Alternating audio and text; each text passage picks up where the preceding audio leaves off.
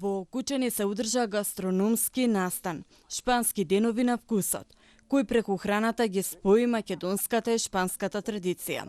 Во центарот на вниманието беше кочанскиот уриз, производ по кој градот е препознатлив и надвор од границите на државата.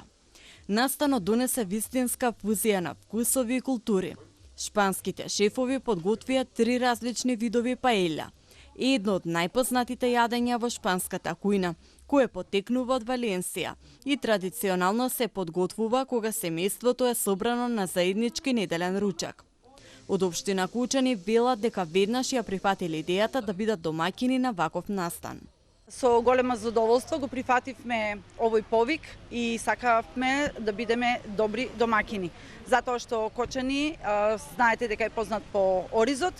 Шефовите подготвија 3 рецепти со ориз. Првиот беше направен според оригиналната шпанска рецептура, додека останатите 2 верзии беа комбинација од шпански техники и македонски производи. Едната паелја беше со пилешко и зајачко месо, а другата со морски плодови, со цел посетителите да може да ги споредат различните вкусови. Готвењето се одвиваше во голем железен сад. По додавањето на маслиново масло и зачините започна подготовката на специјалитетот.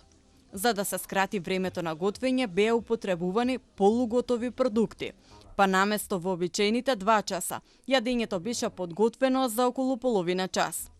Најголемо внимание привлеко учениците од училиштата од Кочани, Штип и Кратово.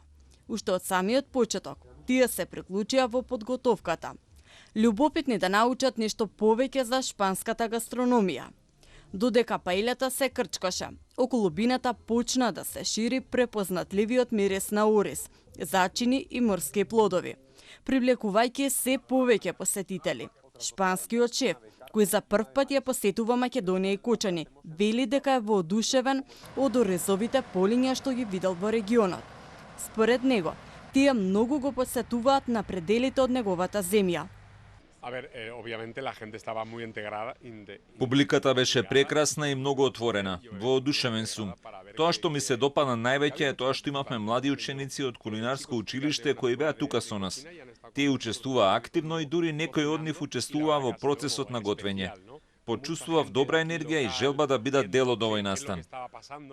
На самиот крај од подготовката беше додаден оризот, пошто следуваше постојано мешање за да се добие препознатлива текстура на паелјата.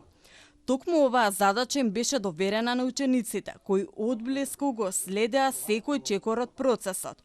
Откако последните порции беа сервирани, посетителите нестрпливо застанаа во ред за да го вкусат подготвеното јадење, а токму преку храната.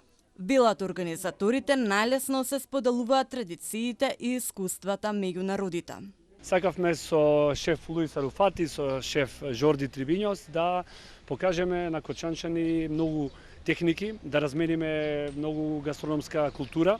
Тука во Кочани да покажеме дека оризот е една версатилна суровина, која што токму во Кочани е ултра квалитетна и сакам да се свести кочанчани цела Македонија дека имаме едно бело злато во Кочани, кое што сметаме ние како училиште дека се користи скромно.